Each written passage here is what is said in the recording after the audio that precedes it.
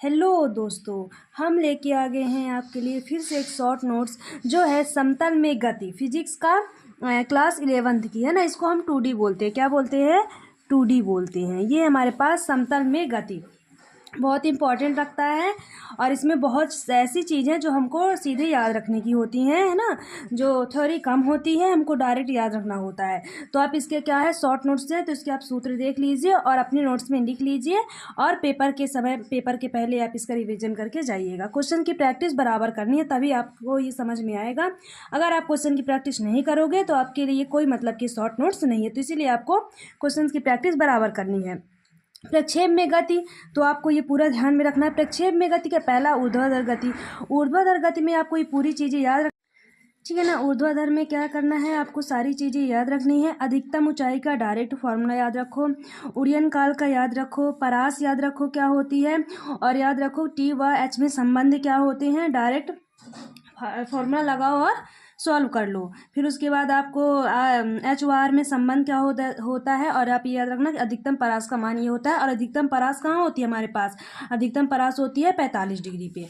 फिर उसके बाद हमारे पास आता है प्रक्षेप गति का समीकरण था। ये तीनों समीकरण याद रखना है ना। ये कंसेप्ट पूरी जो हमने ये लिखा है ये पूरा आपको अच्छी तरह से याद रखना। पूरा कोणों पर प्रक्षेप गति याद रखना है ना।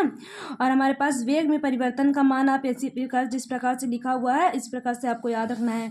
फिर आता है हमारे पास क्षैतिज प्रक्षेप गति याद रखना। क्षैतिज अभी हमने ऊर्ध्वाधर पढ़ा ऐसे यानी ऊपर की ओर, सब क्षैतिज यानी एकदम से हॉरिजॉन्टल पढ़ेंगे। फिर उसके बाद हमारे पास ये फॉर्मूला आप याद रखोगे। कंफ्यूज नहीं होना क्योंकि कुछ फॉर्मूले जो होते हैं सेम होते हैं, अच्छे से याद रखना। कुछ चीज़ें जो होती है डिफरेंट होती हैं तो आप ये याद रखना। रिवर याद रखना है ना, नदी को पार करने में लगा समय। डायरेक्ट याद रखो क्या होता है, धरातल के सापेक्ष तैराक जो होता है तो नाव का वेग क्या होता है। क्षैतिज दिशा का विस्थापन क्या होता है। नदी को पार करने में जो न्यूनतम दूरी होती है वो क्या होती है ना। फिर आता है हमारे पास आगे भी है ना, थोड़ा सा बड़ा चैप्टर था ना तो थोड़ा से शॉर्ट नोट्स क्या हो गई है, एक पेज से ज़्यादा हो गई है। फिर हमारे पास गुरुत्व के अधीन आ गया। अधिकतम ऊंचाई पे ये करना है और समय ये लगाना है आपको। फिर यहाँ पे हमारे पास TMR का मतलब होता है टोटल मारो रट्टा। हमारे सर जो है रिस्पेक्टेड विष्णु सर, उन्होंने हमें TMR दिया था तो हम लोगों ने ऐसे इसको एटलीस्ट याद रखा है क्योंकि ऐसे फॉर्मूले में कौन इतनी मेथड करेगा। तो हमें याद रखते हैं कि अगर किसी चीज़ को आप 10 मीटर प्रति सेकंड से ऊपर की ओर फेंकोगे तो वो हाइट कितना चढ़ेगी, 5 मीटर की ऊंचाई पर जाएगी और समय 1 सेकंड लेगी। मतलब आप 10 से फेंक रहे हो तो 5 मीटर ऊंचाई तक जाएगी और समय 1 मिनट लेगी, 1 सेकंड लेगी सॉरी। उसी प्रकार से आप 20 से फेंकोगे तो 20 मीटर ऊंचाई पे जाएगी, 2 सेकंड का टाइम लेगी। 30 से फेंकोगे 45 जाएगी, 3 सेकंड का समय लेगी। 40 फेंकोगे 80 तक जाएगी और 4 सेकंड का टाइम लेगी, ठीक है ना। 50 से फेंकोगे तो हमारे पास 125 मीटर तक ऊंचाई तक जाएगी और 5 सेकंड का टाइम लेगी। तो बस इतना ही आता है, इससे ज़्यादा क्वेश्चन में नहीं पूछा जाता, बस इतने की आते हैं। तो अब डायरेक्ट याद रखो। हाँ, इसके जो ये सूत्र दिए है ना तो इसी के द्वारा हमने इसको निकाला है। तो डायरेक्ट निकाल के हमने इसको TMR कर लिया यानी टोटल मारो रट्टा। तो इसी प्रकार से आपको भी TMR कर लेना है। मुक्त पतन के ये फॉर्मूले मुक्त पतन के हो गए, ठीक ना। ये मुक्त पतन का फॉर्मूला हो गया। टकराने से पहले वेग क्या होता है, उड़यन काल क्या होती है, बहुत इंपॉर्टेंट है, आपको याद रखना पड़ेगा तभी आपसे क्वेश्चन हो पाएंगे।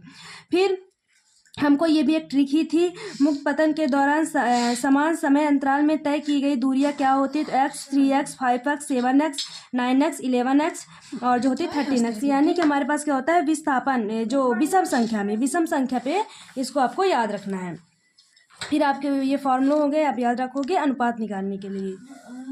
सीढ़ी समस्या ये होती है। प्रक्षेप गति जो होती है, प्रक्षेप गति का सूत्र जो होता है ये होता है सापेक्ष। याद रखना कि A का V के सापेक्ष जो होता है। हवा के प्रतिरोध में गुरुत्व के अधीन गति होती है। ऊपर जाते समय ये समय लगता है, त्वरण याद रखना है, और नीचे आते समय ये लगता है। तो आपको ये सब याद रखने हैं, ठीक है ना। बस इतना ही था, बस इतना ही। थोड़ा सा बड़ा जरूर था पर आप लोग को अच्छी तरह से याद रखना होगा क्योंकि इसी प्रकार से क्वेश्चन जो है तो पूछे जाते हैं, ठीक है ना। Bye bye.